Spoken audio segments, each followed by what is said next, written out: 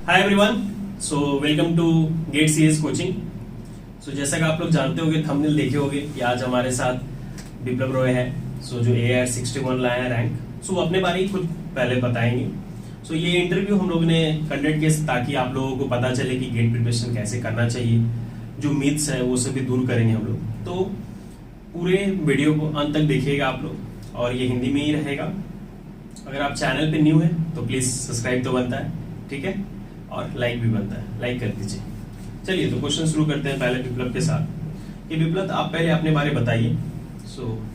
मेरा नाम है विप्लव रॉय एंड मैंने अपना बैचलर्स डिग्री किया है Guru Nanak institute of technology से इन computer science department. So yes, अभी मैं गेट टेक है। तो ये Guru Nanak institute of technology कहाँ पे है? सो यशवंतपुर में है, जो कोलकाता के अंदर ही कहीं तक आता है।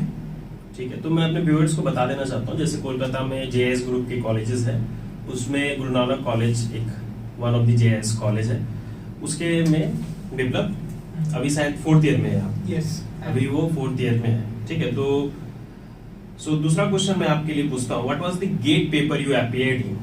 सो I appeared in computer science and engineering gate paper, computer science CSIT के लिए आपने। सो हाँ, सो कितना रैंक आया आपका गेट 2022 में? मेरा जो रैंक आया है वो है 61। जैसे कि हमने आपके बताया था। सो आपका what is your GATE score? Score आपको अभी याद है क्या? यस, मेरा गेट स्कोर था 863। 863, ओके, वेरी गुड। सो कैसा आपको फील हुआ जब आपको पता चला कि आपको AIR 61 मिला था? तो मैंने एक्चुअली में सोचा तो नहीं था कि अंडर 100 होगा, तो मेरा एक्सपेक्टेशन तो था कहीं 300-400 की तरफ। तो मैंने जब देखा कि रैंक मेरा 61 आया है, उस दिन मुझे अभी भी याद है, उस दिन रात को मैं 11 बजे चेक कर रहा था, 11 बजे से ही 11:30 बजे। तो जब मैंने देखा रात को 11:30 बजे कि मेरा रिजल्ट आया है और इतना अच्छा रैंक आया है, मैंने मतलब बहुत खुश था। पहले मम्मी पापा को कॉल किया, तब मैं मेरा दादाजी के घर पे था, तो मम्मी पापा को कॉल किए, उनको बोला कि ऐसा कुछ रैंक आया है, तो वो लोग भी बहुत खुश थे। आपको तो बहुत अच्छा लगा होगा। ये तो मैं फील कर ही सकता हूँ कि एक रैंक आना, वो भी मतलब जब एक्सेप्टेशन नहीं था वैसा, जैसे कुछ लोग कर लेते हैं फिर चेक करते हैं तो उनको लगता है कि हाँ आ जाए। मतलब आपने गेट एग्जाम देने के बाद अपना वो चेक नहीं किए शायद? yes, मैंने चेक किया था पूरा, मैंने देखा भी मेरा रैंक, मेरा जो मार्क्स है वो 64 की तरफ आ रहा है। लेकिन प्रीवियस ईयर से मैंने जब कंपेयर किया तो मैंने देखा कि 64 मार्क्स पे अंडर 100 रैंक नहीं हो रहा है। तो तब मैंने डिसाइड कंक्लूड किया कि मेरा रैंक अंडर 100 नहीं आने वाला है। तो ये भी एक माइंड में था कि इस बार क्वेश्चन थोड़ा बहुत टफ हुआ है, तो थोड़ा सा इम्प्रूव होगा, लेकिन अंडर 100 आ जाएगा ये एक्सपेक्टेशन नहीं था। तो जैसा कि आपने सुनी, क्वेश्चन टफ होने की वजह से रैंक, मार्क्स थोड़ा कम होने की वजह से भी रैंक अच्छा है। तो बहुत सारे स्टूडेंट मेरे से पूछते हैं, सर रैंक 100 बिलो लाने के लिए कितना मार्क्स है? मैं बार बार बोलता हूँ कि ये डिपेंडेंट है। क्यों? क्योंकि अगर पेपर टफ रहा तो 60 में भी आपको बिलो 100 आ जाएगा। जैसे विप्लव का 61 है तो रैंक 61 है, 61 मार्क्स 64, मार्क्स 64 है। देखिए 64 मार्क्स में भी उनका रैंक आ गया। जैसे आप देखोगे जब पेपर इजी रहता है तो 70 अप लाने से रैंक 100 बिलो आता है, ठीक है। तो ये पेपर टफ रहने का थोड़ा फायदा है आप लोगों को, थोड़ा कंपटीशन कम हो जाती है। सो मैं बाकी आगे जाने से पहले विप्लव के बारे में थोड़ा कुछ और जानना चाहता हूँ, क्योंकि मैं ये चाहता हूँ कि व्यूअर्स जाने। सो ऐसे आप मुझे कब मिले? पहले मैं मिला आपको IMS गेट एकेडमी, जब मैंने आपका क्लास अटेंड किया TOC में। तो जब मुझे तभी भी याद है वो मतलब TOC का क्लास बस स्टार्ट हुआ है, तब मेरा सेमिस्टर का भी मतलब कॉलेज का भी TOC नहीं हुआ, तब भी चल रहा था मेरा आपके साथ वो क्लास। तो कैसा लगा आपको क्लास? बहुत अच्छा लगा। मुझे पर्सनली एक चीज़ बहुत अच्छा लगता है कि जब पढ़ाने का टाइम हो तब बहुत कुछ मतलब स्टोरी ना करके बट फॉर्मली अच्छे से मतलब पढ़ाना। बहुत सारे मतलब बहुत सारी जगह पे मैं देखता हूँ कि बहुत सारे मतलब क्या बोलते हैं उसको, प्रमोशंस उसके स्टोरी मतलब क्या चल रहा है इसके लाइफ में, क्या चल रहा है, सबके साथ डिस्कशन बहुत सारा। और उसमें क्या होता है 2 घंटे के क्लास में 1 घंटा डिस्कशन में निकल जाता है और 1 घंटे ही पढ़ाई होता है। तो मेरा एक्चुअली ऐसा था कि अगर 2 घंटे में क्लास करने आ रहा हूँ तो मुझे ज़्यादा से ज़्यादा नॉलेज लेना है, तो इसलिए क्लास बहुत अच्छा लगता था। अच्छा, मतलब जैसे मेरे क्लास में देखिए हम लोग का तो टाइम बाउंडेड रहता है। अब मैं क्लास लिया हूँ तो मैं लेक्चर्स ही लूंगा, आप किसी का स्टोरी तो मैं सुनने वाला मैं थोड़ा बहुत सुन सकता हूँ, लेकिन उतना तो नहीं कर सकते ना हम लोग।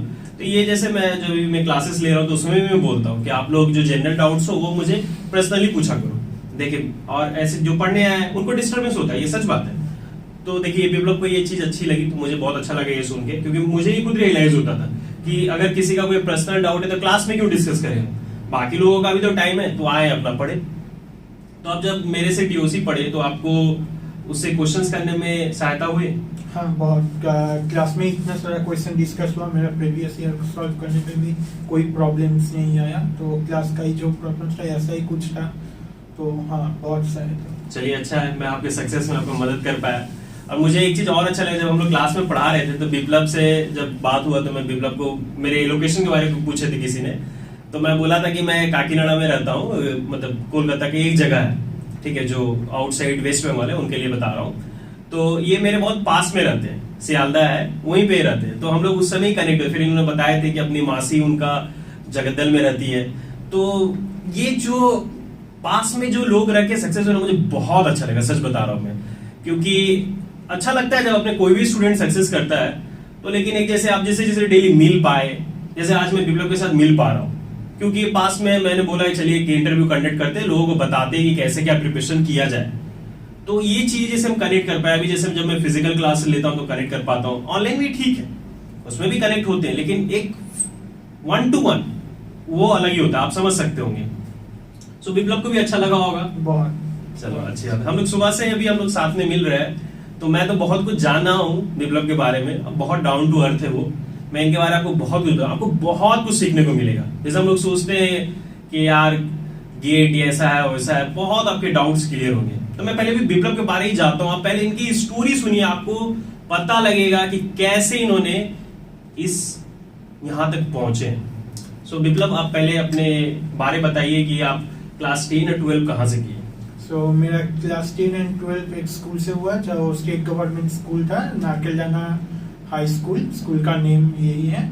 और तो स्कूलिंग कैसा था? वो बहुत हाई फाई स्कूल था कि नॉर्मल स्टूडेंट आते थे और जैसे कि बहुत रिच स्टूडेंट आते थे, कैसा था वो स्कूल? बहुत ही नॉर्मल था, जैसा मैंने बोला स्टेट गवर्नमेंट का स्कूल है, वो जैसा दिखता है ऐसा ही था, नॉर्मल स्कूल था मतलब। ठीक है, तो उसके बाद आप 10-12 के बाद आप फिर क्या किए? देखिए अब आपको स्टोरी आप सुनिए, 10-12 के बाद आप क्या किए? सो 12 के बाद मेरा जो मार्क्स था एंड इंटरेस्ट था वो भी कंप्यूटर एंड मैथ्स में ही था, तो थोड़ा बहुत कंफ्यूज था कि कहाँ जाना है। कंप्यूटर में तो मेरे पास ऑप्शन था कि एक इंजीनियरिंग कर लूँ, या फिर मैथ्स में ऑप्शन था कि मैं मैथ्स में ऑनर्स कर लूँ। तो फाइनेंशियल कंडीशन के लिए मैंने मैथ्स ऑनर्स सोचा, तो मैथ्स ऑनर्स में ही मैंने एडमिशन लिया। एक साल जब कंप्लीट होने वाला था मैथ्स ऑनर्स में, तब मुझे पता चला कि यूट्यूब से एक EWS TFW करके एक स्कीम होता है वेस्ट बंगाल जॉइंट का, तो तब मुझे लगा कि शायद मुझे कंप्यूटर में जाना चाहिए, स्कोप ज़्यादा है, और फीस का जो मेरा प्रॉब्लम था वो मेरा सॉल्व हो गया TFW स्कीम से। तो मैंने फिर WBJ दिया और एक अच्छा रैंक आ गया, तो फिर मैंने TFW स्कीम के अंदर अपना अप्लाई कर दिया और मैंने मेरा पूरा इंजीनियरिंग 40,000 में ख़त्म किया।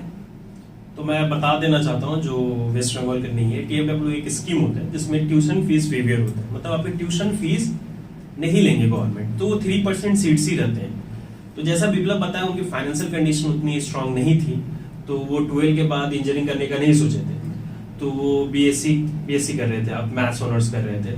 तो उनके बाद इनको ये पता चला, देखिए इनको पता चला कि मैं कम पैसे में भी पढ़ सकता हूँ अगर मेरा ट्यूशन फीस छूट जाए तो, वेवियर हो जाए तो इन्होंने फिर WBJ दिया।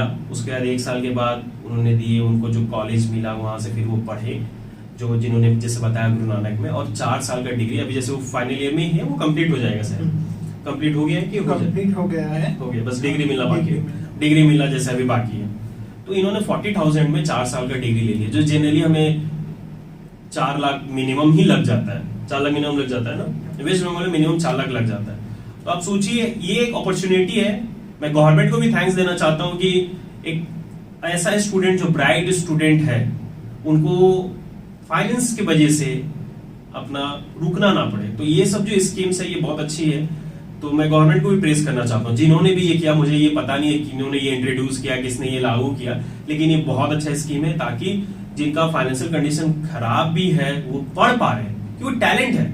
आज अगर वो पढ़ पाए तब ना वो IIT जा पा रहे हैं, तब ना वो गेट रैंक 61 लाए। अब मैं पूछता हूँ कि आपके पापा क्या करते हैं? वो ड्राइवर है, जो साइकिल वैन है वो ड्राइव करते हैं। और मेरे मॉम जो है वो मीट का काम करते हैं।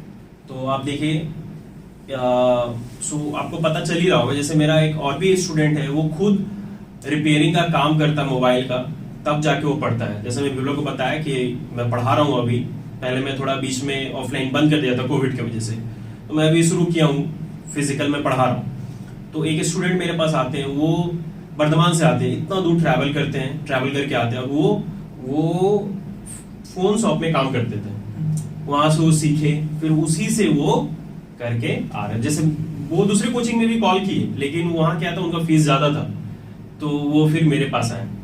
तो वो देखे, ये गूगल में जाके देखे 5 स्टार है, सब लोगों का रिव्यू अच्छा, तो बोले सर मैं आपके पास आया, फिर अभी वो कंटिन्यू कर रहे हैं। तो देखिए, एक फीस भी मैटर करता है।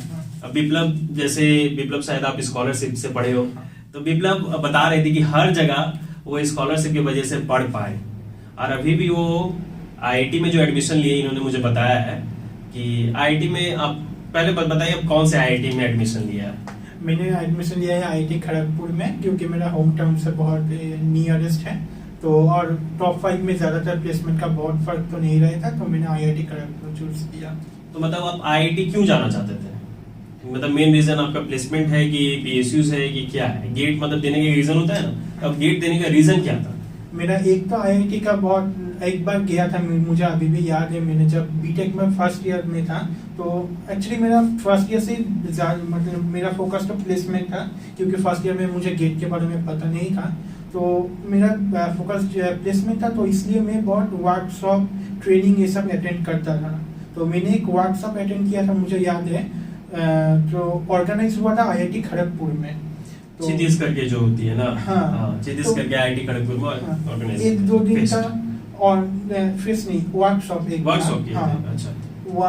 तो वाक नाम का एक लोग थे, वो ऑर्गेनाइज कर रहे थे मशीन लर्निंग का 2 दिन का वर्कशॉप था। तो उस दिन जाके मैंने IIT में रहे थे, मतलब उधर था, तो 2 दिन के लिए।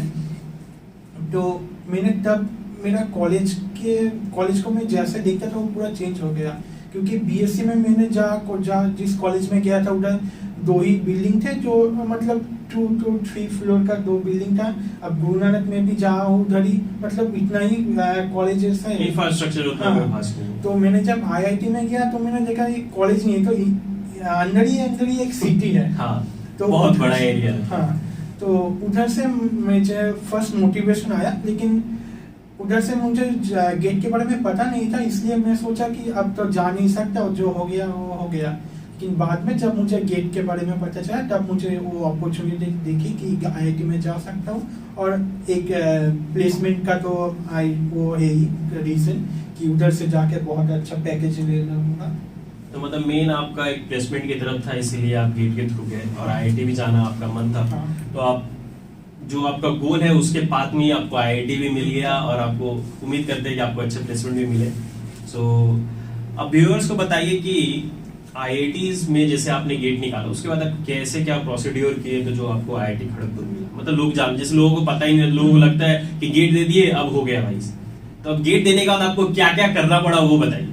तो गेट देने के बाद जब आपके पास आपका रैंक आ गया, तो आप हर कॉलेज में जाकर उनके वेबसाइट में अप्लाई कर सकते हो। नोटिस आता है एमटेक के एप्लीकेशन के लिए। तो और आपको कोप में भी एक वेबसाइट रहता है, जहाँ पर आपको रजिस्ट्रेशन करना पड़ेगा, और उससे कोप से आपको एक यूनिक ID मिलेगा, आपको असाइन हुआ है, और वो आपको सब IIT कॉलेज में जब अप्लाई कर रहे हो तब देना पड़ेगा। और जब आपका ये प्रोसीजर खत्म हो गया, एप्लीकेशन लेना बंद कर दिया IITs ने, तब IIT क्या करेगा, आपका कोप नंबर उन लोगों के पास है, जो IITs आपको ऑफर करना चाहता है वो कोर्स, तो वो आपको कोप जो वेबसाइट है उसमें आपको ऑफर भेजेगा आपके ID पे। तो आप कोप में वो एक्सेप्ट करके IIT में एडमिशन ले सकते हैं। तो मतलब थोड़ा व्यूअर्स को थोड़ा डिटेल्स में बताएंगे कोप क्या है? तो कोप जो है एक कॉमन एडमिशन पोर्टल है जहाँ पर सब आईआईटी अपना ऑफर भेजता है। कोप हेल्प करता है कि आप जैसे कि आपके पास तीनों आईआईटी से ऑफर आया, ताकि आप तीनों सीट होल्ड करके ना रखो, कोई भी एक ही सीट लो, ताकि और जो स्टूडेंट है उनको अलग जो सीट है वो मिल सके। तो कोप में क्या होता है, जब आपको बहुत से आईआईटी से ऑफर आया है तो आप कोई भी एक, आपको जो मर्जी वो एक्सेप्ट कर सकते हो, और बाकी सब ऑटोमेटिक रिजेक्ट हो जाएगा, या फिर होल्ड भी कर सकते हो। उसका भी ऑप्शन है कि होल्ड करके अगले राउंड पे देखेंगे, फिर अगले राउंड पे देखेंगे, उसका भी एक लिमिट है। तो ऐसे आप कोई भी आईआईटी एक्सेप्ट या फिर होल्ड करके लास्ट में तो एक्सेप्ट करना ही पड़ेगा, तो एक्सेप्ट कर सकते हो आपके मर्जी जब आप जाना चाहते हो। उसके बाद जब कोप का फॉर्मेलिटी खत्म हो गया है, तब आप आईआईटी में आपको वो डायरेक्टली कांटेक्ट करेगा कि आपने हमारा कोर्स चूज किया, तो आप ऐसे ऐसे पूरा फॉर्मेलिटी खत्म कीजिए, रजिस्ट्रेशन कंप्लीट कीजिए। तो मतलब कोप अगर देखा जाए तो एक सेंट्रलाइज्ड काउंसलिंग ही है। हाँ, अच्छी बात है, मतलब इससे सीट वेस्टेज ना हो। ये तो बहुत कंसर्न ही है कि एमटेक में कभी कभी सीट्स वैकेंट हो जाते हैं। तो जानना चाहते हैं विप्लव हम आपसे कि आपको कहाँ से ऑफर आया? सो मेरा जो ऑफर आया था, मैंने अप्लाई किया था 5 इंस्टीट्यूट में, IIT Bombay and IIT Kanpur, Kharagpur, IIT Bombay, Kanpur, Kharagpur and Madras, 4 institute. So वो 4 से ही आया था, चारों से आ गया। तो डायरेक्ट एडमिशन के लिए है कि इंटरव्यूज के लिए? बॉम्बे तो डायरेक्ट एडमिशन था, कानपुर में भी डायरेक्ट एडमिशन था इस साल के लिए, और मद्रास में चारों पे ही डायरेक्ट एडमिशन था। तो व्यूअर्स को हम बता देना चाहते हैं जिनका रैंक अच्छा रहता है उनको डायरेक्ट एडमिशन ले लिया जाता है। लेकिन अगर रैंक आपका थोड़ा पीछे और जाता है, जैसे 200 के आसपास रहता है, तो कुछ कॉलेजेस आपको इंटरव्यू के लिए कॉल करते हैं। उसके बाद वो डिसाइड करते हैं कि आपको लेना है कि नहीं। जैसे विप्लव का रैंक 61 होने की वजह से उनको सारे जो भी आईआईटीज में उन्होंने अप्लाई किया उनसे इनको आया। तो इसका फीस क्या लगता है कोप के लिए? कोप के लिए तो कोई फीस नहीं है ऐसा कुछ। तो ये जो आईआईटीज और ये सब में अप्लाई किया इसके लिए कोई फीस नहीं लगा? हाँ, आईआईटी में अप्लाई करने के लिए फीस लगेगा। तो एक आईआईटी का अपना कुछ फॉर्म का फीस है, 500 से 1000 तक वेरी करता है ये। तो आप उधर अप्लाई करने के लिए एक फीस लगेगा। तो फिर आप कोप से जब एक्सेप्ट कर लिए तब आपको 30,000 पेमेंट करना पड़ता है, तो जो बाद में फीस से डिडक्ट हो जाता है कॉलेज एडजस्ट कर लेंगे। मतलब ताकि आप कंफर्म कैंडिडेट हो कि ताकि आप फिर एक्सेप्ट करने का आप कहीं और ना चले जाए, क्योंकि अगर आप सीट ले लिए तो किसी और को तो वो सीट देंगे नहीं। तो ये प्रोसीड्यूर तो सही है। चलिए, अच्छा बात है। तो आप लोगों का भी कोई डाउट रहे, कुछ पूछना चाहे तो आप कमेंट कीजिएगा, और आप लोगों को पता है हम लोग हर एक कमेंट पढ़ते हैं। ठीक है, विप्लव से कुछ भी पूछना चाहे आप कमेंट कीजिए, विप्लव रिप्लाई देंगे। ठीक है, और अगर आप चाहे कि विप्लव के साथ आप शायद ऑनलाइन चैट करना चाहे तो वो भी कमेंट कीजिए, हम लोग उसके लिए अरेंज करेंगे। ठीक है। सो अब हम आपसे विप्लव पूछना चाहते हैं, क्या ये गेट 2022 आपका ये पहला अटेम्प्ट था? सो मैंने मेरा 3rd ईयर में एक अटेम्प्ट दिया था गेट का। 2021 में आपकी? यस।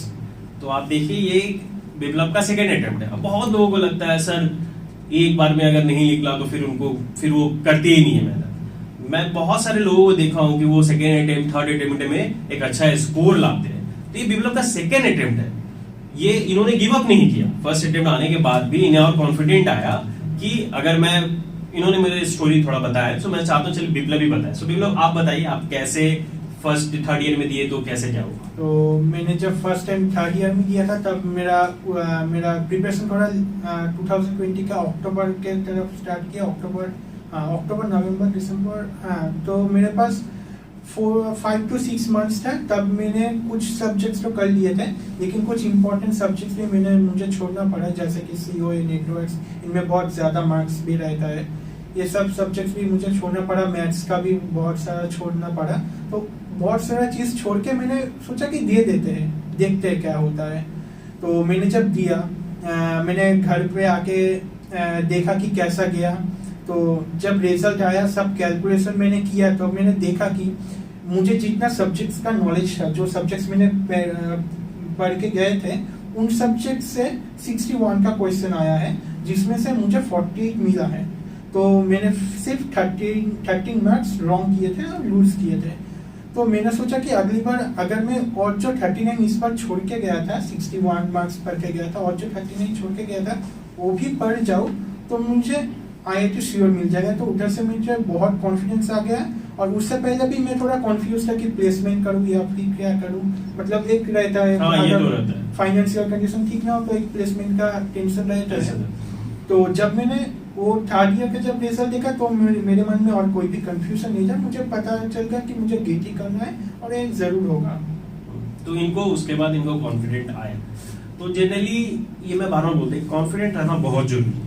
अगर ये शायद उस समय इनका रैंक थोड़ा और पीछे अगर आ जाता, धर लीजिए अगर 7,000 या 8,000 आता, तो शायद अब थोड़ा डिमोटिवेटेड हो जाते, तो वो कॉन्फिडेंट नहीं आता। इसलिए मैं बोलता हूँ कि आप प्रिपेयर जब पूरा रहो तो गेट एग्जाम दिया करो। तो ठीक है, इनका क्या है कि इनका सब्जेक्ट नॉलेज, जैसे हमने डिस्कस किया, इनका सब्जेक्ट नॉलेज अच्छा है, क्योंकि इन्होंने 11-12 में, जिन्होंने आपने जैसे बताया थे आपका कंप्यूटर साइंस ही था, तो इन्होंने जैसे सी डेटा स्ट्रक्चर एल्गोरिथम आपका 11-12 से ही अच्छा है। ठीक है, तो इनका कमांड अच्छा है पहले से ही, तो इन्होंने दिया, इनको आया एक अच्छा स्कोर, तो इनको एक कॉन्फिडेंट आया। ठीक है, अब जैसे इन्होंने बताया बीच में कि इनका फाइनेंशियल कंडीशन थोड़ा ठीक नहीं था, तो इन्होंने एक कंफ्यूजन रहता है दिमाग में कि प्लेसमेंट करे कि ये सब चीजें आते हैं हर स्टूडेंट। आप लोगों को लगता होगा कि यार टॉपर है तो पूरा माइंडेड ही रहेगा कि नहीं ऐसे ही करना, ऐसा नहीं है। ये भी कभी ना कभी डरे होंगे, आपको भी कभी बीच बीच में लगा होगा। कैसा बीच बीच का आपका सफर कैसा रहा, जिसमें आप वो बताइए व्यूअर्स को जो लगे। इनका जो मीथ है कि इनको लगता है कि जो टॉपर्स रहते हैं वो पूरा प्री प्लान रहते हैं, हर चीज ऐसे रहता है। आप विप्लव का स्टोरी देखेंगे तो आप देखिए इनका लाइफ में कुछ प्री प्लान था ही नहीं, कुछ नहीं था। इन्होंने 11-12 एक नॉर्मल स्कूल से किए। उन्हें बस इनको क्या था कि इनको मैथ्स कंप्यूटर पसंद था, तो इन्होंने मैथ्स कंप्यूटर के लिए 11-12 में कंप्यूटर साइंस ले लिए। फिर इनको समझ में नहीं आया कि क्या करते, BSc ले लिए। फिर जैसे मेरा बात हुआ था तो वो बता रहे थे कि ये आप सुने भी होंगे कि उनके बाद देखे कि ट्यूशन फीस करके वो बीटेक में चल गए। फिर इनको ये भी फर्स्ट ईयर सेकंड ईयर में पता नहीं था कि गेट क्या होता है। फिर देखिए आप इनको बोलते हैं ना कि डेस्टिनी, इनको उस तरह करके गया, ले जाया गया।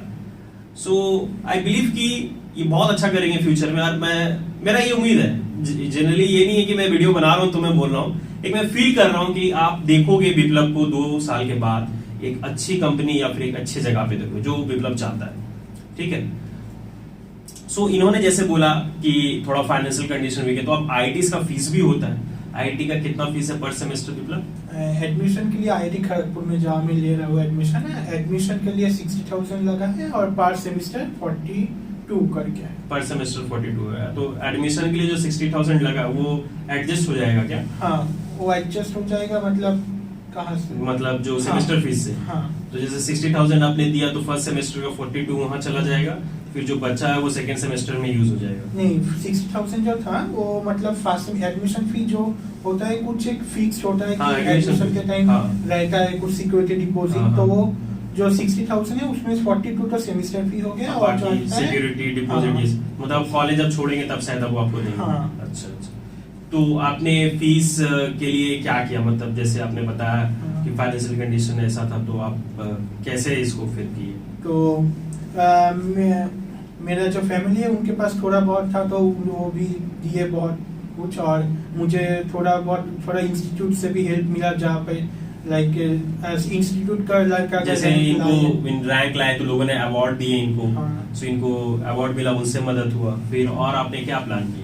और भी थोड़ा बहुत पास एक इंटर्नशिप भी कर रहा था एक कंपनी में, तो उससे भी थोड़ा बहुत मिल गया, तो हो गया सब। और फ्यूचर के लिए आप क्या प्लान किए? जैसे फ्यूचर अभी तो आप कर रहे थे, तो आपका ये 60,000 हो गया, तो फ्यूचर में भी फीस देना, तो उसके लिए आपने क्या प्लानिंग की? तो मैंने लोन ले लिया, तो स्टूडेंट लोन ले अभी तक अप्लाई नहीं किया, लेकिन करने वाला हूँ। स्टूडेंट लोन के लिए अप्लाई करूंगा और लोन लेकर पढ़ लूंगा। After getting my job I will repay that. तो ये देखिए, पैसा यहाँ कोई कंस्ट्रेंट ही नहीं है। IITian को तो कोई भी कॉलेज, कोई भी बैंक तो अप्रोच करेंगे कि आप ले लो सर, क्योंकि वो जानते हैं IIT में गए हो तो वो तो आप दे ही दोगे आराम से, तो उनको, और ये तो इंटरेस्ट भी देंगे उनको।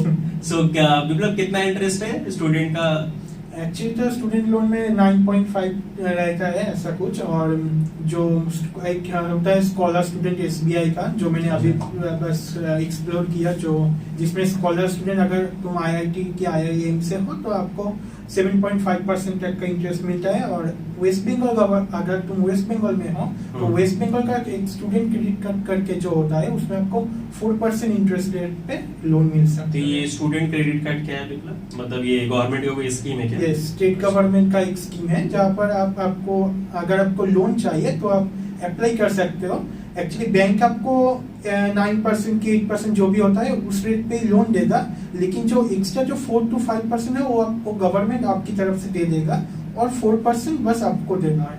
तो ये गवर्नमेंट का ये और एक स्कीम हम लोग को सुनने को मिला जो बहुत अच्छा है, जैसे 9.5 गवर्नमेंट 4.5 शायद अपने से दे रहे हैं और 4 विप्लव दे रहे हैं, तो 8.5 मतलब 5.5 वो दे रहे हैं। 5.5 गवर्नमेंट अपने से पे कर रहे हैं इंटरेस्ट रेट और 4 के लिए, तो बहुत अच्छा स्कीम है। ये अच्छी गवर्नमेंट देखिए ये अच्छी चीजें कर रहे हैं कि ताकि स्टूडेंट भी अच्छे से पढ़े। तो आप ये भी चीज नोट कीजिए कि कौन सा लोन है, credit loan, student credit card, student credit card है जिससे आप अप्रोच करके तो कैसे आपने ये अप्रोच करना पड़ता है स्टूडेंट क्रेडिट कार्ड को? तो ऑफिशियल ये सिर्फ क्या वेस्ट बंगाल में ही है? हाँ, सिर्फ अच्छा। वेस्ट बंगाल में है। अगर अगले कोई स्टेट का हो तो आपको उसका नॉलेज नहीं है, ठीक है। मतलब वेस्ट बंगाल में है, बाकी स्टेट का हम लोग को नहीं पता है, तो वो कैसे अप्रोच करना पड़ता है विप्लव? तो ऑनलाइन वेबसाइट है, आपको ऑनलाइन वेबसाइट के अगर सर्च करेंगे कि स्टूडेंट क्रेडिट कार्ड लोन तो आपको एक ऑफिशियल वेबसाइट मिल जाएगा जहाँ जाके आप अप्लाई कर सकते हो। उधर से आप बैंक भी चूज कर सकते हो आपने कि मैं इस स्टेट बैंक या फिर पंजाब बैंक इस जगह से लोन लेना चाहता हूँ, उस हिसाब से अपना ब्रांच भी चूज कर लेना। उसके बाद वो अप्लाई अगर एप्लीकेशन हो गया तो मतलब एक्सेप्ट हो गया तो वो भेजेगा कि आपका लोन एक्सेप्ट हो गया, आप बैंक से जाके बात कर लो, तो आप डायरेक्ट बैंक में जाके बात करके लोन ले सकते हो। ठीक है, तो आपको प्रोसीड्यूर भी पता चला गया। और एक चीज है, मतलब ये लोन सिर्फ स्कॉलर स्टूडेंट को ही मिलते हैं, मतलब जो अच्छे पढ़ने में कि सभी को दे देते हैं? स्टूडेंट क्रेडिट कार्ड का जो लोन है वो सबको मिलता है। अच्छा, सबको मिलता है, सिर्फ उनका वो वेस्ट बंगाल के होना चाहिए जैसे आपने कहा। चलिए, अच्छा बात है। सो आप ये अचीवमेंट जो आपको मिला इसका क्रेडिट आप किसको देना चाहेंगे? एक बहुत बड़ा क्रेडिट देना चाहता हूँ कि कोविड को क्योंकि ऑनलाइन हुआ कॉलेज तो फिर मुझे बहुत टाइम मिला घर पे प्रिपेयर करने को। तो शायद अगर ये नहीं होता कि मुझे बहुत प्रॉब्लम भी हो सकता था, टाइम में पता नहीं क्या होता, वो तो नहीं पता कि क्या होने वाला था अगर नहीं होता, लेकिन हुआ इसलिए मैं बहुत टाइम दे पाया, जो एक्चुअल में बहुत सच है। क्योंकि हाँ, 10 से 5 तक कॉलेज करने के बाद मेंटेन करना थोड़ा टफ हो जाता था। तो आपका ट्रैवल रिड्यूस हो गया, आप घर पे ही ज्यादा टाइम थे, तो आप सेल्फ स्टडी पे ज्यादा ध्यान दे पाए। ये तो है ही। अब अगर मैं बार बार खुद भी बोलता हूँ कि आप सिर्फ पढ़ोगे सेंटर, अगर जहां भी जैसे भी पढ़े, आप खुद सेल्फ स्टडी करोगे नहीं तो कैसे होगा? तो कोविड में लोग घर पे थे तो ये इन्होंने यूटिलाइज भी किया। तो लोगों को बहाना बनाने के लिए बहुत रीजन मिल जाते हैं। अब देखिए कोविड से भी इन्होंने अपॉर्चुनिटी ले लिया। So this is approach to see a life. आप अपनी जिंदगी को कैसे देख रहे हैं। इन्होंने उस समय भी अपॉर्चुनिटी पा ली है और लोग उस समय कितना निराश थे। तो ठीक है, ये सब चीजें हम लोग को सीखने को मिलता है। आप किसी से भी सीखे, चाहे वो स्टूडेंट, मतलब मेरा स्टूडेंट क्यों नहीं, लेकिन मुझे भी सीखने को मिल रहा है। ठीक है, तो आपको भी, कोई भी हो, अगर आपको कहीं भी सीखने को मिले आप उसे लीजिए। आप उस जगह से एक पॉजिटिव चीज निकाल सकते हैं। अगर है तो निकाल ही सकते हैं, ठीक है, नहीं है तो कुछ नहीं कर सकते हम, ठीक है। सो अब हम लोग दूसरे क्वेश्चन पे आते हैं। आपने किसी पीएसयूज में अप्लाई किया क्या? नहीं। आप पीएसयूज में किसी में? मेरा सीएसआईटी है, मैंने जो बोला कि सीएसआईटी का प्लेसमेंट अगर आप कंपेयर करो पीएसयू से तो बहुत अच्छा है। प्लेसमेंट के तरफ देखोगे, हाँ, प्लेसमेंट तो सीएसआईटी का अच्छा है कंपैरेटिवली टू पीएसयू जो देते हैं। So it's a good choice, even I appreciate. So आपने तो एडमिशन भी ले लिए। सो अब नेक्स्ट क्वेश्चन पे हम आते हैं। When did you start your preparation? आप अपना प्रिपरेशन कब स्टार्ट किए? तो मुझे शायद जो कोर्स मिला था एक स्कॉलरशिप का, जो अक्टूबर 2020 या फिर उससे एक मंथ पहले, आगे पीछे ही होगा, मतलब 2020 के अक्टूबर के आसपास आपने शुरू किया? हाँ, उस टाइम मैंने शुरू किया। सो आप कितना टाइम देते थे प्रिपरेशन के लिए पर डे? जैसे रहता था, कैसे मतलब आप प्रिपेयर किए? मैं चाहता हूँ कि व्यूअर्स को थोड़ा बताएं। व्यूअर्स को एक मिथ भी रहता है कि सर 12 घंटा 14 घंटा देना पड़ता है, ऐसे तो थोड़ा बताइए कि आप पर डे। कितना वक्त देते थे, क्या कोई टारगेट रखते थे कि आज मुझे इतना कंप्लीट करना है, कैसे आपने क्या प्लान किए, कैसे आपने वो जर्नी में पढ़े, वो बताइए व्यूअर्स को। तो इधर जो था एक जैसे कि मुझे बोला कि मुझे हर दिन में घर में ही रहता था, तो मुझे पूरा टाइम दे पाया था पढ़ने के लिए। तो पहले जब स्टार्ट किया था मेरा प्रिपरेशन, तो एक पार्ट डे रूटीन था, एक वीक रूटीन था कि अगर मंडे है तो मंडे में क्या क्या करना पड़ेगा, एक टाइम स्लॉट की तरफ से कि इस दिन में इस सब्जेक्ट पढ़ूंगा, कुछ प्रीवियस ईयर करूंगा, कुछ कॉलेज का स्टडी भी करना पड़ता था थोड़ा बहुत, और जो थोड़ा बहुत काम थे वो स्लॉट वाइज में लिख के रखता था, एक रूटीन वाइज वीकली एक रूटीन रहता था जो मैं फॉलो करता था। और ऐसे ही, और मैं पैरेलली 2 सब्जेक्ट करता था, तो उस हिसाब से मैं रूटीन चेंज होता था। तो मतलब आप एक रूटीन प्रिपेयर किए थे, उसके अकॉर्डिंग आप पढ़ते थे। तो पर डे आप कितने आवर्स ऐसे देते थे? पढ़ने के लिए अगर बोलूँ तो मैं एक्चुअली पढ़ लेता था बहुत, लाइक क्योंकि मेरा जो बोला कि घर में था, मतलब आप ज्यादा टाइम देते थे। हाँ हाँ। तो 10 आवर्स कंसिडर कर सकते हैं क्या? 10 आवर्स आप पर डे देते थे। हाँ, मेरा क्योंकि घर पे ही थे, घर पे ही थे, उतना खेलने का उतना था नहीं कि मतलब आप कुछ एक्टिविटी आप नहीं करते थे। हाँ, तो आप पढ़ाई पे पूरा डिवोट थे। पढ़ाई थोड़ा बहुत यूट्यूब वही। अच्छा, चलिए अच्छी बात है। सो देख लीजिए आप, ऐसे ये जरूरी नहीं है कि इन्होंने पर डे 10 आवर्स दिए तो आपको भी 10 आवर्स देंगे। तो ये डिपेंड करता है कि आपका माइंड कैसा है। आप कि कुछ स्टूडेंट 4 आवर्स में बहुत सारे कंटेंट पढ़ लेते हैं, कुछ स्टूडेंट 8 आवर्स में उतने नहीं पढ़ पाते। तो अपने अकॉर्डिंग, जैसे इन्होंने वीकली जैसे 2 सब्जेक्ट ये लेते थे, तो उस तरह इन्होंने प्लान किया। लास्ट के समय में आप कितने टाइम देते थे? लास्ट के समय में तो मुझे लगता है पूरा टाइम ही दे देते थे। हाँ, तो पहले तो मेरा जब सब्जेक्ट प्रिपेयर कर रहा था तब मेरा वीकली एक रूटीन था। तो मेरा जब सब्जेक्ट एंड हुआ वो शायद हुआ था 2021 के अप्रैल।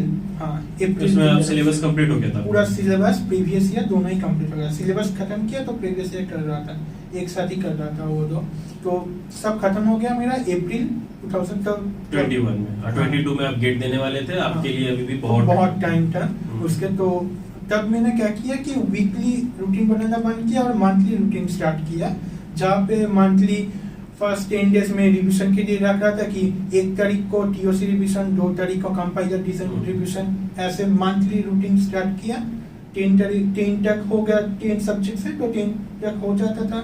फिर 11 से टेस्ट सीरीज का एक रखता था, तो एवरी मंथ का रूटीन स्टार्ट किया और मंथ वाइज फॉलो करने लगा। अच्छा, उसके बाद फिर आप टेस्ट सीरीज और प्रैक्टिस किए, मतलब आपने बहुत समय प्रैक्टिस और टेस्ट सीरीज दिए। तो मतलब आपको एक चीज तो लगता है कि प्रैक्टिस ही आपको और जो रिवीजन ही आपका गेट का सक्सेस का एक है रीजन।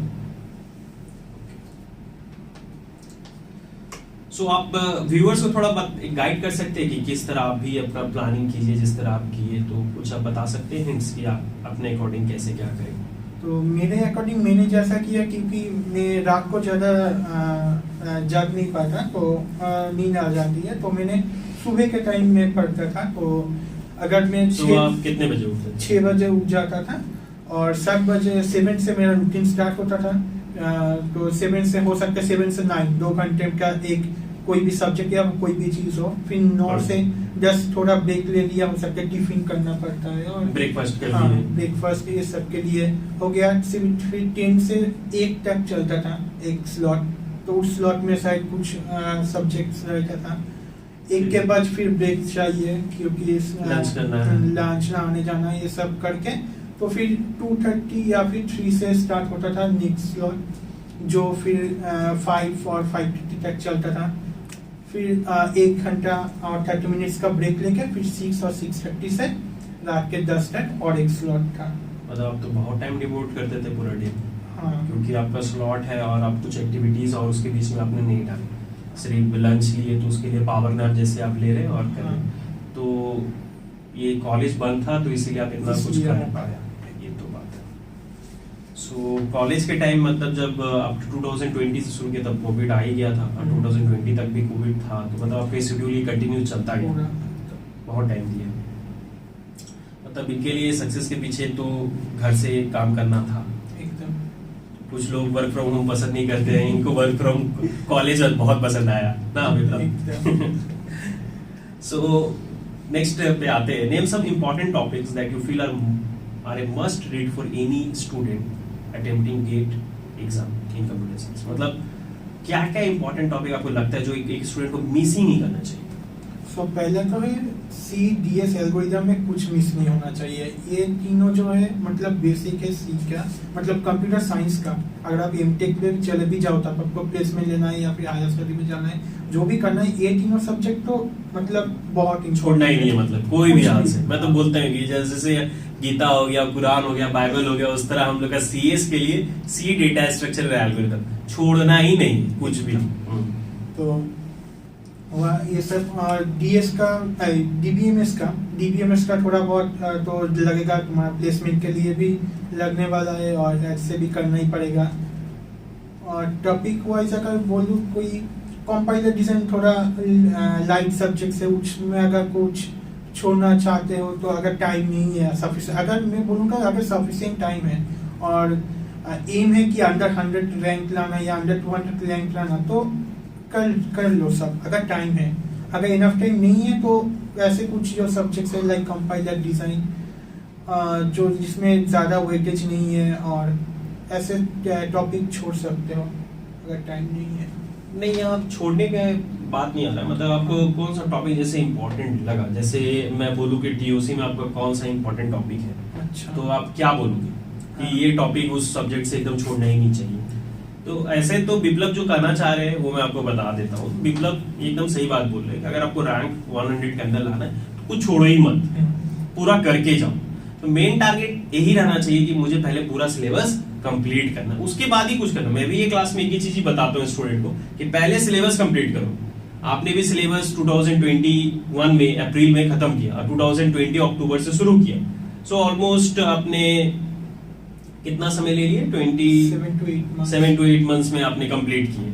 फिर रिवीजन प्रैक्टिस के लिए आपने दिए। तो इसी तरह हमारा भी हम लोग का प्रिपरेशन होना चाहिए कि पहले सिलेबस कंप्लीट। देखिए, इन्होंने ये भी कहा जब हम सिलेबस आप कर रहे थे तो उसके साथ साथ आप प्रीवियस ईयर भी कर रहे थे, तो प्रीवियस ईयर करना बहुत जरूरी है।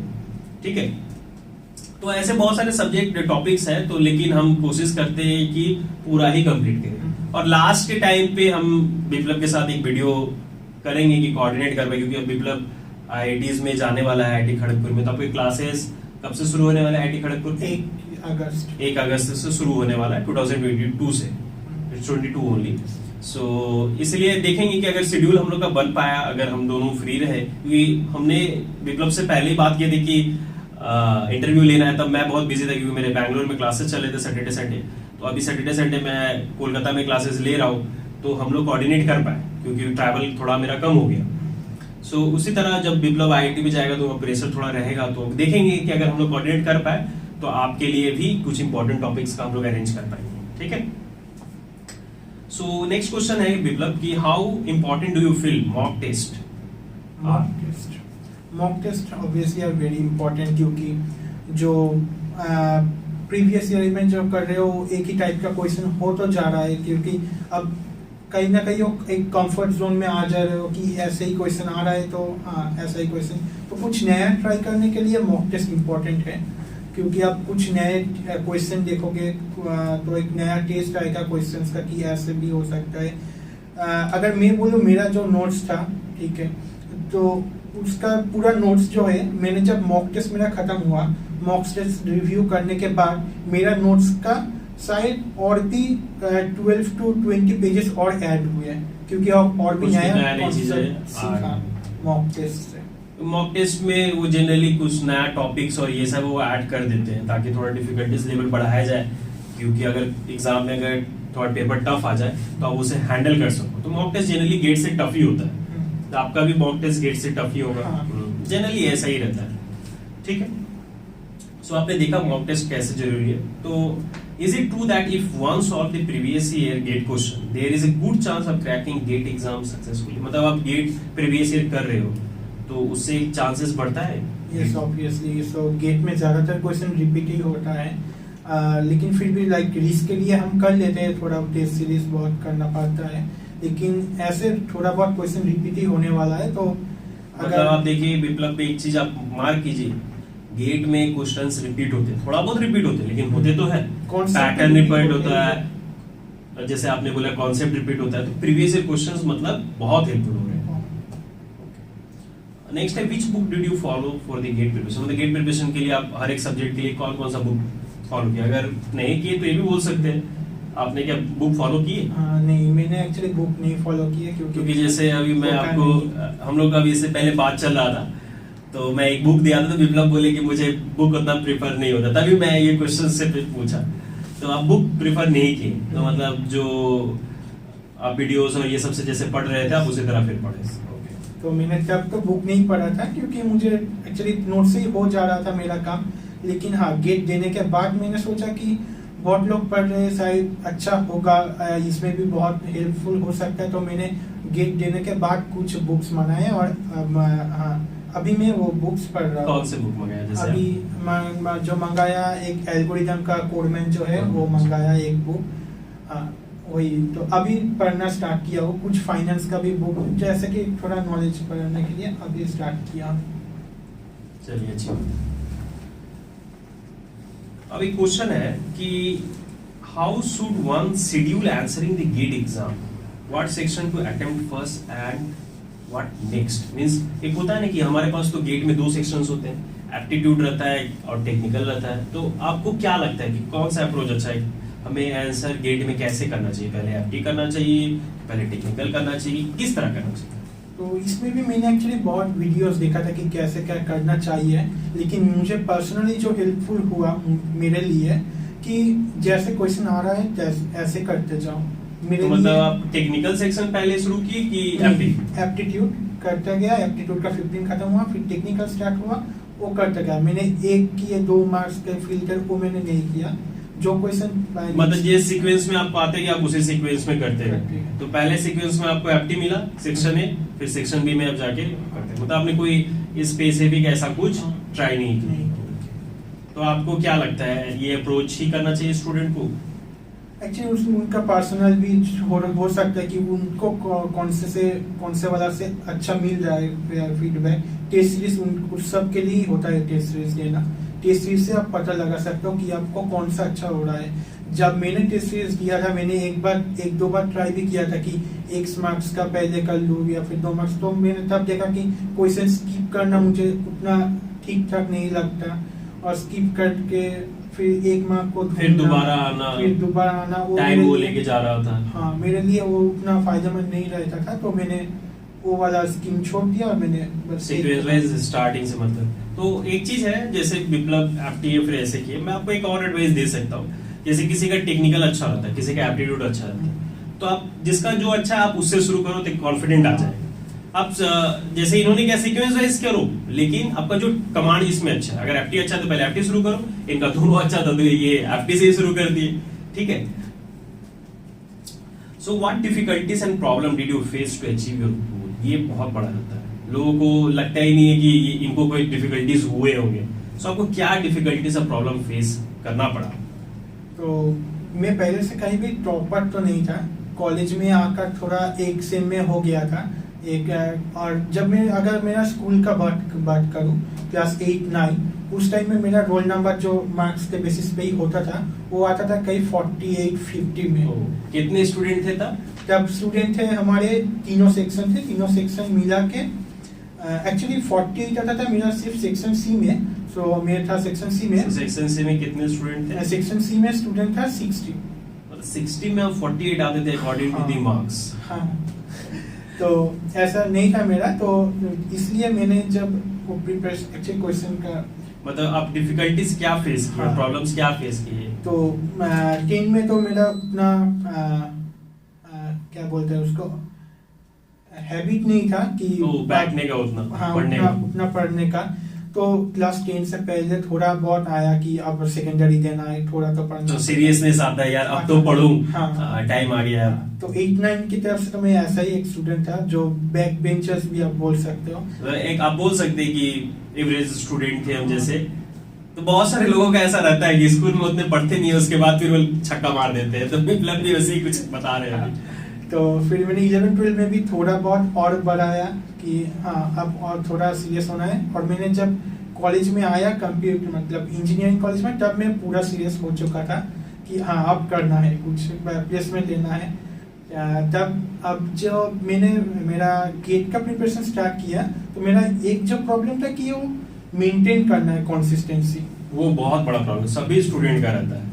तो इसमें क्या होता है कि पहले कुछ दिन आपको खुद को कंट्रोल करना पड़ता है, एक खुद को प्रेशराइज करना पड़ता है कि आप बैठो, बस अगर नहीं भी हो रहा है कि बुक के सामने ही बैठो और बाहर मत निकल जाना कि नहीं हो रहा है तो फेसबुक कर लेंगे या फिर इंस्टा कर लेंगे, ऐसा नहीं करता था। तो मतलब अब पहले कुछ दिन खुद डिसिप्लिन में अपने आप को रखे। तो जब कुछ दिन ऐसे 1-2 मंथ चला जाता है तब आप एक साइकिल में पड़ जाते हो कि हाँ अब नेक्स्ट सुबह उठना है, पढ़ना है, सोना है, एक रूटीन जैसे हैबिचुएट। जैसे हम लोग सुबह उठते उठते ब्रश लेके ब्रश करने चले जाते हैं तो ब्रेन क्या हो जाता है, हैबिचुएट हो जाता है। स्टार्टिंग में हमेशा कोई भी चीज हम लोग करते हैं तो ब्रेन उसे रिजेक्ट करता है। तो हम लोग जब पढ़ने बैठ रहे हैं स्टार्टिंग में हमें दिक्कत होता है, तो ये आपको कितनी दिन दिक्कत हुई ऐसे था 1-2 मंथ तक। 1-2 मंथ आपको ये प्रॉब्लम हुआ बैठने में, उसके बाद आप ये साइकिल में पड़ गया। तो आप देखिए आप लोग 1-2 मंथ में फ्रस्ट्रेटेड हो जाते होंगे, सोचते होंगे यार नहीं हो रहा है। पेशेंस बहुत जरूरी है एंड कंसिस्टेंसी, जिस विप्लव ने कहा कि आपको कंटिन्यू रहना पड़ेगा। ये सब चीजें हम लोग सुनते हैं, लेकिन इसलिए मैं सोचा कि एक विप्लव के साथ वीडियो बनाया ताकि आप ये सुनो कि ये सब चीजें हैं। लोगों को ये विप्लव एक मिथ है कि यार जो टॉप कर रहा है वो कुछ एक्स्ट्रा ऑर्डिनरी है। मेरा ही था वो वाला मिथ, क्योंकि मैं ही सोच रहा था कि जब मैं स्टेट में था कि जो स्टेट बोर्ड टॉप करते हैं वो कुछ अलग ही स्टूडेंट होता है, लेकिन वो मेरा एक्चुअली में रॉन्ग था, क्योंकि वो बहुत हार्ड वर्क करते थे, इसलिए वो उस जगह पे थे। तो हाँ, जब भी कोई भी किसी भी टाइम पे हार्ड वर्क करेंगे तो उनको अचीव मिले। अब जैसे विप्लव बताया वो क्लास 8-9 में 48 थे, वो भी 60 स्टूडेंट में। अभी वो ऑल ओवर इंडिया में 61 रैंक है। सोचिए डिफरेंस देखिए, क्यों उसने अभी इन्होंने टाइम दिए 10 आवर्स 12 आवर्स बैठ के पढ़े। उस समय वो थोड़ा खेलते होंगे शायद, फिजिकल एक्टिविटीज, और जैसे उन्होंने बोले अभी उन्होंने एक्टिविटी ही नहीं किया और पढ़ाई पे ज्यादा ध्यान दिया। तो अब जिस चीज पे जितना फोकस करोगे तो वैसा ही आउटपुट भी आपको देगा। ठीक है, सो ये सब मीथ हम लोग को हटाना बहुत जरूरी है। So what is your future plan Viplav? Future plan यही है कि एमटेक कर लूँ, उसके बाद एक अच्छा सा प्लेसमेंट ले लूँ। एक प्लेसमेंट लेने के बाद एक अच्छा अगर जॉब मिल जाए, उसके बाद स्टार्टअप का बाद में सोचना है। अभी मतलब आपका एक है कि अपना खुद भी कुछ अगर करे तो मतलब आप पहले अभी 12 के बाद एक जॉब लेना चाहते हैं, उसके बाद अगर मन किया तो करेंगे। ये तो अच्छी बात है, एक एक्सपीरियंस एक्सपोजर मिल जाएगा आपको, उसके बाद आप अपना कर सकते हैं, अच्छी बात है। ऐसे विप्लव आपने जब बताया, मुझे एक क्वेश्चन आया दिमाग में कि आप जैसे बोले कि आप 10-12 में ऐसे थे, तो मैं जानना चाहता हूँ व्यूअर्स को, चाहता हूँ कि व्यूअर्स भी जाने कि आपका 10 में कितना परसेंटेज था, 12 में कितना था? तो 10 में मैं इधर थोड़ा डिवाइड करना चाहता हूँ कि 10 में मेरा था तो 81%, ठीक है, जहाँ पे मेरा साइंस का जो सब्जेक्ट था, अगर मैथ्स बोलूँ, physical science and life science, इसमें जो था इसमें 90% से ज्यादा मार्क्स था, और आर्ट्स में जो थे वो 60 से 70% में आ रहा था। तो आपका 81% आने के बाद भी आप 60 में 48 रैंक? हाँ, एक्चुअली आज सेकेंडरी जो होता है उसमें मार्क्स दे देते हैं। अच्छा, मतलब थोड़ा कंपैरेटिवली इजी है मार्क्स? हाँ, अच्छा, हाँ, उसमें थोड़ा इजी रहता है, तो इसलिए मार्क्स तो मिल गया 81%। और ऐसे भी 81% अगर मैं उधर अपना परसेंटाइल कंसिडर करूँ तो बहुत पीछे ही होने वाला है, क्योंकि 81% से बहुत ज्यादा लोगों को ही मिल रहा है। अच्छा, आपका स्टेट बोर्ड था? हाँ, वेस्ट बंगाल। जैसे मैं तो सुनता था कि वेस्ट बंगाल बहुत डिफिकल्ट है, उसमें मार्क्स लेना डिफिकल्ट होता है। पहले एक्चुअली था, अभी धीरे-धीरे इजी हो रहा है। अच्छा, धीरे-धीरे। और क्लास 12 में आपका कितना परसेंटेज था? उधर था 79। एक्चुअली सॉरी, मैंने ना गलत बोल दिया। 10 में 79 था। 10 में 79 था और 12 में 81 था। सो अभी बीटेक अब तो हो गया, आपको तो अभी रिजल्ट नहीं मिला होगा ना? तो अभी डीजीपी मिल गया। डीजीपी कितना है अभी आपका? 9.4। 9.4, मतलब आप देख लीजिए, इन्होंने 79, 81 फिर 9 पे इन्होंने छलांग फिर मार दी है। सो आपने जैसे आप मुझे बताए थे कि आप आपने प्लेसमेंट देखा IIT खड़गपुर का, तो मैं जैसे व्यूअर्स को बताना चाहता हूँ कि IITs में जैसे अभी इन्होंने जो CGPA लाया, DGPA इनका डिग्री जो है, तो ये उतना मैटर नहीं करता है, लेकिन IITs का मैटर बहुत करता है। तो बिप्लब, मैं चाहता हूँ बिप्लब भी अपने बताएं कि कैसे आपको क्या पता चला, अब बताइए व्यूअर्स। तो आईआईटी में तो पहले जब कोई कंपनी आता है तो एक फिल्टर लगा देती है कि आपको 7 से ज़्यादा होना पड़ेगा या फिर 8 से ज़्यादा होना पड़ेगा। अब अगर 8 से ज़्यादा, अगर मान लो कि 1000 स्टूडेंट आ गए और उन्होंने एक टेस्ट में अपीयर किया और उस टेस्ट में हो सकता है कि 200 स्टूडेंट ही बहुत अच्छा किए, लेकिन वो उन 200 स्टूडेंट का इंटरव्यू नहीं लेना चाहता। 200 स्टूडेंट बहुत ज़्यादा इंटरव्यू लेने के लिए, तो अगर वो उस हिसाब से भी अगर फिल्टर करना चाहे, अब कैसे करे कि इस केस में तो सभी बहुत अच्छा मार्क्स लाए हैं। अगर मान लें कि तीनों कोडिंग क्वेश्चन है, 200 लोग ही तीनों कोडिंग क्वेश्चन कर दिए, तब फिल्टर होगा सीजीपीए के बेसिस पे। तो इस टाइम सीजीपीए बहुत इंपॉर्टेंट होता तो है। ये सीजीपीए कॉलेज का सीजीपीए होता होगा आईआईटी का, वो तो बीटेक का सीजीपीए शायद नहीं देखते हो, नहीं, कॉलेज का ही देखते एकदम। हो। तो कॉलेज का सीजीपीए आप अगर आईआईटीज में हो या फिर एनआईटीज में हो, जाना एडमिशन ले लियो, क्योंकि मेरे बहुत सारे स्टूडेंट भी लिए। अगर वो आप ये वीडियो देख रहे हैं तो मैं आपको क्लास में भी ये करता हूँ कि आपके जो कॉलेज में सेमेस्टर बीटेक जहाँ कर रहे हो वहाँ का सीजीपीए उतना मैटर नहीं करता है, लेकिन आईआईटी का सीजीपीए बहुत मैटर करता है। तो आप वहाँ पे अपने पढ़ाई पे ध्यान दीजिएगा, ठीक है। सो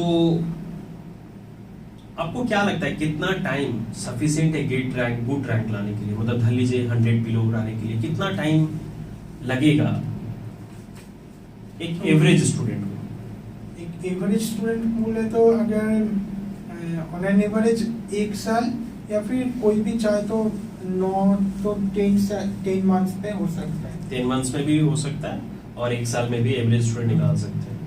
तो 1 साल मतलब एक डिसेंट टाइम है। हाँ। अच्छा, चलिए। सो आप जैसे कॉलेज के लिए घर से काम था, तो कॉलेज को आप कैसे मैनेज कर रहे थे? कॉलेज में तो कुछ नहीं हो रहा था, कुछ तो होता ही होगा, तो वो सब कैसे मैनेज किए? कॉलेज और कोविड था तो भी क्या होता है, कॉलेज का तो मैं सुनता हूँ ऑनलाइन क्लासेस चल लेते हैं, उसमें अटेंड करना पड़ता है, तो वो सब कैसे हैंडल किया? तो कॉलेज मैंने अटेंड किया था, और मेरा कॉलेज का एक ये था कि मैं ऐसा नहीं करता था कि पूरा कॉलेज ही छोड़ दिया या फिर कॉलेज का स्टडी पूरा छोड़ दिया। कॉलेज का जो सब्जेक्ट्स गेट में था वो सब्जेक्ट में कॉलेज में सिंसियरली अटेंड करता था, और मैं ऐसा सोचता था कि रिवीजन ही हो रहा है। हाँ, गेट का साथ भी वो हो जा रहा है। हाँ, तो दोनों ही हो जा रहा है। अगर पहले कॉलेज में हो गया तो पहले कॉलेज में हो गया, ज्यादातर सब्जेक्ट मेरा पहले गेट में प्रिपरेशन के टाइम भी हो गया था, तो कॉलेज में मेरा रिवीजन हो रहा था। तो मैं जो सब्जेक्ट्स मेरा इंपॉर्टेंट था वो मैं अटेंड कर रहा था, और जो मुझे लगा कि इंपॉर्टेंट नहीं है, जैसे कि कुछ इकोनॉमिक्स का सब्जेक्ट है, इकोनॉमिक्स भी पढ़ाते हैं, फिजिक्स पढ़ाते हैं हम लोगों को, तो वो सब सब्जेक्ट्स में सेमेस्टर के लास्ट 1 मंथ के लिए छोड़ के रखा था। अच्छा, तो उस समय आप करते थे, तो बीच में मतलब आपको गैप देना पड़ता होगा गेट प्रिपरेशन में, उस समय स्टॉप करना पड़ता? हाँ, उस समय पूरा स्टॉप कभी भी नहीं करता था, बस टाइम टेबल में चेंज करता था, गेट का टाइम रिड्यूस करके कॉलेज का टाइम बढ़ा देता था। तो आप कैसे उस समय क्या टाइम देते थे तब उस समय आप?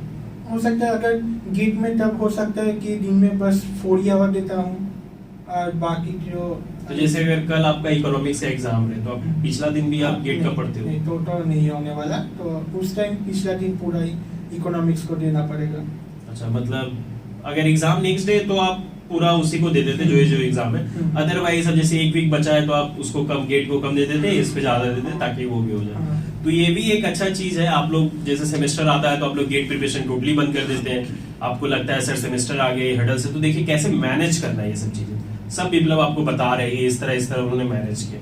तो और भी ऐसे जैसे कुछ हो सकते हैं जो कुछ क्वेश्चंस मैं नहीं सोच पाया कि ये भी डाउट हो सकता है, तो आप उसके लिए कमेंट कीजिएगा, बिप्लब रिप्लाई करेंगे आपको, ठीक है।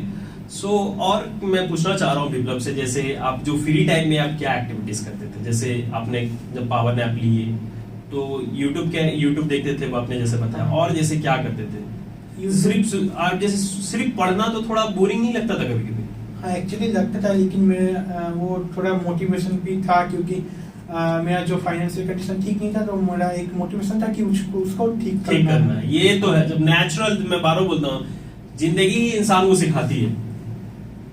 इनका कंडीशन इनको सिखाया कि मुझे कुछ करना है, ये सबसे बड़ा बात होता है। आप देखते होंगे कि आईआईटीज जेईई का निकाला, एक ऑटो रिक्शा के ड्राइवर के बेटी ने निकाला, ऐसे निकाला, तो ये सब चीज क्या है ना, उनको एक अंदर से आता है। देखोगे कितने बार के फार्मर्स के लोग निकाले, क्यों? क्योंकि यार उनका कंडीशन बहुत खराब है। अगर हम लोग तो उनसे बहुत फार बेटर, उनको जैसे कोई डेली काम नहीं करते तो खा नहीं पाते हैं, ऐसे सिचुएशंस रहते हैं। हम लोग देखिए, हम लोग को बहुत चीज मिल रहा है, हम यूट्यूब एक्सेस कर पा रहे हैं, हम ऑनलाइन एक्सेस कर पा रहे हैं, हमारे पास सिर्फ अगर बोला जाए तो एक्सक्यूजेस है। जैसे बिप्लब मुझे बता रहे थे कि गेट के बारे में बता रहे थे कि फ्यूचर में गेट का, अब बताइए अब क्या बता रहे थे गेट में। मैं चाहता हूँ बिप्लब भी खुद बोले। एक्चुअली गेट भी बहुत अच्छा एक स्कोप है जहाँ से हमको आईआईटी मिल सकता है। जेई में जैसे कि अब बहुत ही ज्यादा कंपटीशन है, बहुत स्टूडेंट बहुत अच्छा होके भी आईआईटी नहीं मिल सकता है उनको, तो उनके लिए भी गेट बहुत अच्छा एक अपॉर्चुनिटी है। और मुझे लगता है ये गेट थोड़ा सा अंडररेटेड है अभी, जितना ये आपको आपका फ्यूचर में कॉन्फिडेंट फ्यूचर में जो आपको फ्यूचर जो आपका बना दे सकता है गेट, उस हिसाब से थोड़ा अंडर रेटेड है अभी। तो हाँ। ये थोड़ा आप जैसे बता रहे थे अवेयरनेस की कमी की वजह से ये सब चीज, जैसे वो बोल रहे थे कि आपके कॉलेज में क्या अवेयरनेस है ऐसा? नहीं, एकदम सभी ज्यादातर स्टूडेंट प्लेसमेंट के लिए ही पढ़ रहे थे। आई थिंक मेरे भी ना दो 3 जो स्टूडेंट्स हैं उन्होंने अपीयर किया था कि मतलब आपसे इंस्पायर होके किए कि हाँ इनको पता चला कि गेट के अपॉर्चुनिटीज, उनको भी थोड़ा बहुत यूट्यूब में पता चला इन सब में ऐसा है। तो मतलब अवेयरनेस एक बहुत बड़ा प्रॉब्लम है। लोगों को लगता है कि गेट का उतना कुछ अपॉर्चुनिटीज नहीं है, लेकिन आपको पता चला कि गेट का इतना अच्छा अपॉर्चुनिटीज है। तो गेट का क्या अपॉर्चुनिटीज आपको पता चला? तो पहले तो पता चला कि आईआईटी का प्लेसमेंट के बारे में पता चला था, क्योंकि जब मैंने वो फर्स्ट ईयर में देखा था तब मैंने थोड़ा रिसर्च किया था।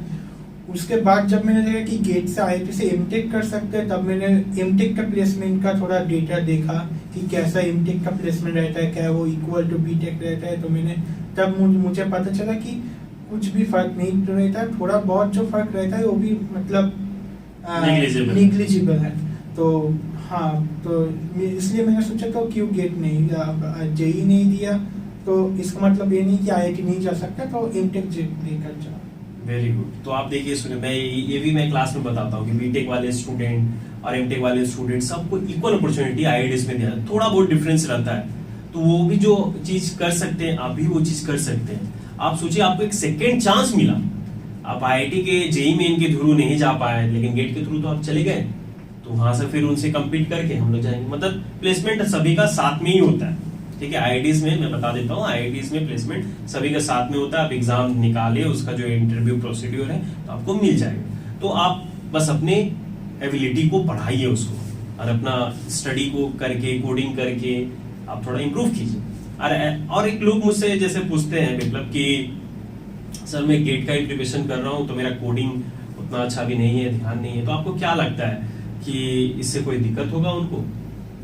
एक्चुअली अगर मैं बोलूँ तो मुझे तो नहीं लगता कि गेट के लिए आपको पूरा 4 ईयर देना पड़ेगा, फर्स्ट ईयर से पूरा 4th ईयर तक। तो आप इससे भी नहीं, जैसे आप तो कॉलेज को लेके जैसे सोचे, मैं जैसे एक जनरल बोल रहा हूँ, जैसे कुछ लोग ड्रॉप आउट भी करते हैं, वो 6 मंथ 7 मंथ के लिए कॉलेज में रहते हैं, तो टच में तो रहते ही हैं। कॉलेज के नहीं है जैसे जो फुल टाइम दिए, जैसे मेरे एक दोस्त थे इलेक्ट्रॉनिक्स के थे, तो वो भी गेट दिए, उनको कोडिंग वैसे नहीं था, लेकिन वो वहां जाने से पहले जैसे अभी गैप मिला, एग्जाम तो फरवरी में हुआ, रिजल्ट मार्च में निकल गया, अभी हम लोग का क्या चल रहा है, अभी शायद 6-7 मंथ हो गया, इसमें भी तो लोग इम्प्रूवमेंट कर ही सकते हैं एकदम।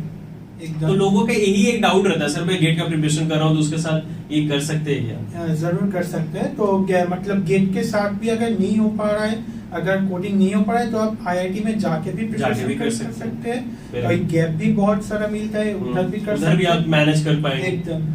अगर मैं अपना बात बोलूँ तो मेरा गेट तो बहुत दिन रिजल्ट तो आ गया बहुत दिन ही पहले, तो मैंने पिछले 2 मंथ में अगर मैंने जीएफजी में प्रैक्टिस कर रहा था तो मेरा 200 से ज्यादा क्वेश्चन मैंने पिछले 2 मंथ में किए थे। तो ये भी बहुत अच्छा टाइम है करने के लिए। तो आप अपने गेट के प्रिपरेशन में कोडिंग नहीं कर रहे थे एकदम। तो आप देखिए उसके बाद अभी जैसे इनको टाइम मिला, मार्च के बाद फरवरी तो गेट खत्म, उसके बाद तो आप फरवरी के बाद से आप कर ही सकते हो, फर्स्ट वीक में खत्म। तो ये जो चीजें है ना, ये सब पे ध्यान हमें नहीं देना चाहिए कि सर अभी मैं कोडिंग नहीं कर रहा हूँ फिर वहां चल जाऊंगा। मेरे से जनरली यही पूछते हैं, सर अभी मैं टच में नहीं हूँ तो कोई दिक्कत करेगा?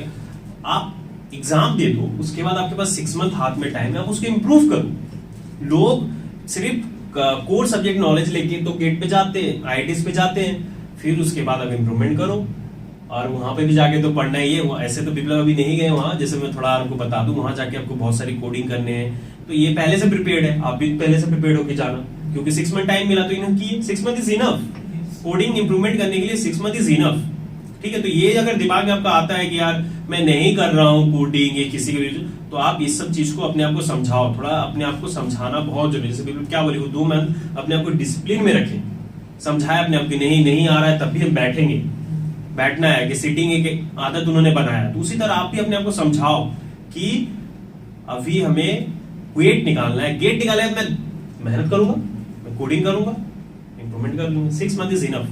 सब ये चीज आप दिमाग में रखिए। ये सब वीडियोस हम लोग आपके लिए ही बना रहे हैं ताकि आपको ये नॉलेज हो, मिथ फील हो। देखिए आप खुद देखिए, एक टॉपर खुद बोल रहा है कि इनको ही पहले ये मिथ था कि वो जो निकालते वो एक्स्ट्रा ऑर्डिनरी रहते। ये सभी के साथ रहता है। ऐसा सोचोगे कि नहीं वो कुछ दूसरे प्लैनेट का है, तो ऐसा नहीं। आप पीके देखे हो ना, तो ये किस गोले का है वो कहानी नहीं है, इसी गोले का है। चलिए और कुछ हम लोग जाते हैं क्वेश्चन पे कि आपको क्या लगता है विप्लव, सेल्फ स्टडी करने से गेट निकल जाएगा क्या?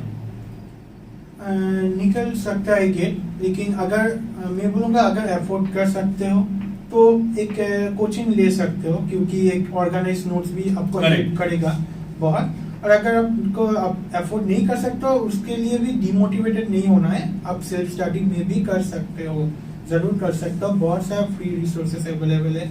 मेरे पास कोर्स था लेकिन मैं फिर भी फ्री रिसोर्सेस बहुत यूज किए हूँ फिर भी। तो हाँ, देखिए जैसा आप विप्लव बताना चाहिए, कोचिंग में जैसे क्या रहता है कि एक स्ट्रक्चर वे से चीजें रहती है कि ऐसे ऐसे पढ़िए, गाइडेंस मिलता है।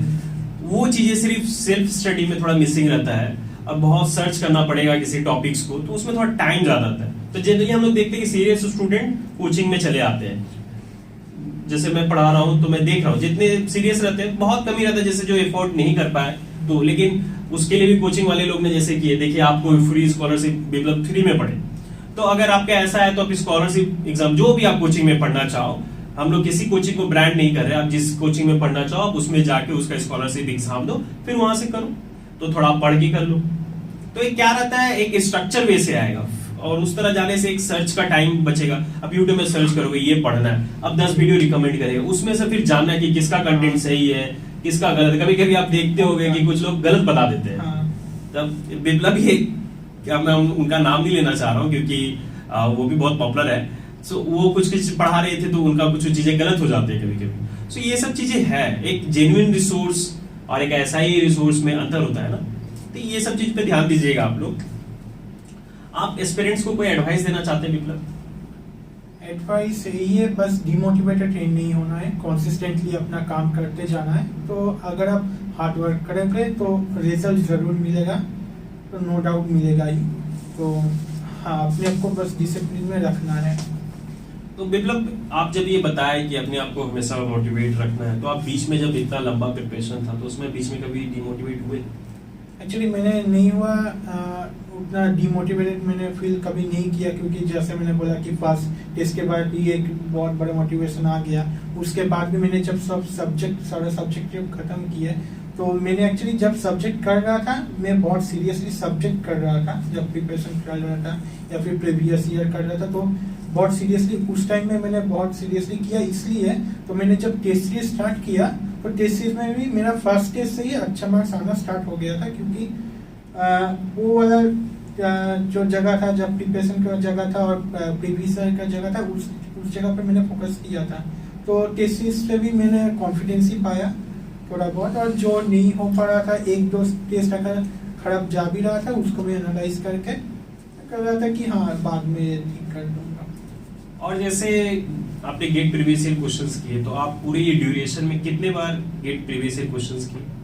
आई थिंक एक तो सब्जेक्ट के टाइम कर रहा था और एक बार भी मैंने किया जो नवंबर के तरफ हो कर रहा था कि हाँ 21 का नवंबर के तरफ। तो मतलब आप previous year GATE question 2 times आप किए? 2 टाइम्स। तो आप लास्ट 10 इयर्स करते थे कि लास्ट 20 इयर्स की लास्ट 30? 33 इयर्स का Last एक 30 बुक था।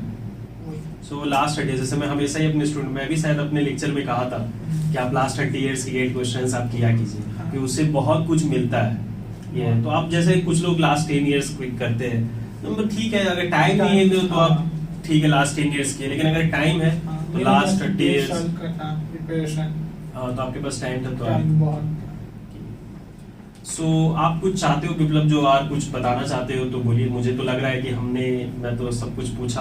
हाँ, सारे आप कुछ और कुछ बताना चाहते हो तो? ऐसा कुछ लग रहा है कि हम लोग कुछ मिस कर गए क्या? नहीं, सब कुछ ही बता दिया, बस ऐसे ही करते रहो। अगर किसी का कोई भी क्वेश्चन है तो कमेंट कर सकते हैं, मैं एक्टिव रहूंगा वीडियो में। बिप्लब रिप्लाई करेंगे आपको। और एक चीज और है, जैसे आप लोगों को एक चीज लगता है कि सिर्फ आईआईटीज में ही एमटेक का अच्छा प्लेसमेंट है, तो आपको क्या लगता है कि सिर्फ आईआईटीज में ऐसा है क्या? एकदम नहीं, बहुत सारा एनआईटीज भी है, बहुत सारा ट्रिपल आईटी भी है, इन सब में भी बहुत अच्छा प्लेसमेंट है। और अगर सीएस की स्पेसिफिकली बात करो तो सब में मतलब अगर बिलो एनआईटी में भी जाओगे तो उधर भी बहुत अच्छे प्लेसमेंट्स है। तो सीएस का तो अच्छा प्लेसमेंट, लोगों को ये रहता है कि सर एमटेक का प्लेसमेंट अच्छा नहीं, तो वो मतलब आप लोग ये चीज देखिए, हम लोग एमटेक इन सीएससी का बात कर रहे हैं। एमटेक हम जनरल बात नहीं कर रहे। आप अगर सीएस का एमटेक प्लेसमेंट देखो बहुत अच्छा है, लेकिन आप जनरल एवरेज सबको ले लिए, सिविल ले लिए, मैकेनिकल ले लिए, आप देखोगे अभी सिविल का प्लेसमेंट अच्छा नहीं चल रहा है, मैकेनिकल ये सब का अच्छा नहीं, लेकिन अभी सीएस का बहुत अच्छा प्लेसमेंट है। तो आप MTech in CS is different placement, okay, placement of MTech in CS is different and compare to placement of MTech. So placement अगर एमटेक का सीएस आप देखो तो सिर्फ आईआईटीज के, आईआईटी से बिना भी अच्छे कॉलेज, जैसे बिप्लब बताया ट्रिपल आईआईटीज है, एनआईटीज है, तो अच्छे रैंक, तो ये सब कॉलेजेस कितने रैंक में मिल जाएगा बिप्लब? मतलब कितना रैंक लाया जाए, एक स्टूडेंट लाए तो उसको एक अच्छा कॉलेज मिल जाए जिससे प्लेसमेंट हो जाए? 3000 के अंदर एक अच्छा कॉलेज तो मिल जाता है। सीएस के बात कर रहा हूँ, सीएस का प्लेसमेंट देखकर 3000 के अंदर एक अच्छा कॉलेज मिल जाता है। 4000 के अंदर भी कुछ स्टेट कॉलेजेस है, लाइक जादवपुर, सिद्धपुर, इस टाइप का कॉलेज भी 4000 के अंदर मिल सकता है। तो हाँ, तो आप देखिए ये पॉइंट नोट कीजिए, 3000 के बिलो भी अगर आपको मिलेगा तो एक अच्छा कॉलेज मिलेगा जिससे आपका प्लेसमेंट अच्छा होगा। तो अगर सिर्फ प्लेसमेंट ओरिएंटेड, मैं तो हमेशा बोलता हूँ कि टारगेट आप तो पहले 100 बिलो रखो, लेकिन अगर बाय चांस भी आपका इधर आया तो भी एक अच्छा कॉलेज आपको मिलेगा। और 3000 4000 के बिलो लाने के लिए ज्यादा हार्डवर्क मुझे नहीं लगता है।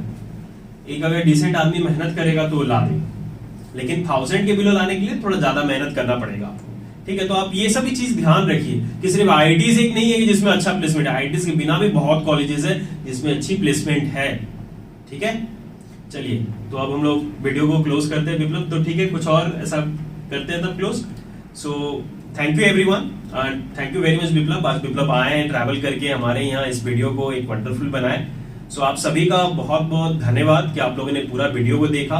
और जनरली हमने ये वीडियो हिंदी में इसलिए भी बनाया ताकि बहुत सारे ऐसे लोग हैं जो गेट का प्रिपरेशन नहीं करते तो भी जानना चाहते हैं, कि अपने बच्चों के लिए जानना चाहते हैं कि कैसे इसका क्या होता है। तो हिंदी ज्यादा बोला जाता है इंडिया में एंड सुना भी जाता है, so I prefer Hindi. So south के student please don't get demotivated and don't dislike this things, even I will sometimes I will make in English also. तो इंग्लिश में भी हम लोग आएंगे, लेकिन अभी हिंदी में इसलिए करें, जैसे साउथ के मैं जैसे भी बता रहा था, बैंगलोर में जो क्लासेस ले रहे थे उसमें भी बहुत सारे लोग, मतलब सभी को हिंदी आता है। तो हिंदी सिर्फ क्या है, वो थोड़ा बोल नहीं पाते हैं, ये सब चीजें होती है, लेकिन समझ जाते हैं। तो एक चीज है, आप ये सोच के रहिए, मैं इसलिए हिंदी में बना रहा हूँ ताकि पेरेंट्स भी समझे, एक जनरल आदमी भी अगर यूट्यूब में सर्च कर रहा है तो उसको जब दिखाए तो वो भी जाने, ताकि वो लोगों को बताए, अवेयर करे कि गेट एक अच्छा एग्जाम है जिससे एक अच्छा अपॉर्चुनिटीज हो, ठीक है? तो thank you everyone and please channel को सब्सक्राइब करना मत भूलिएगा, आपके लिए हम लोग इतना मेहनत कर रहे हैं, and please like the video. So bye everyone and all the best for your future. Thank you.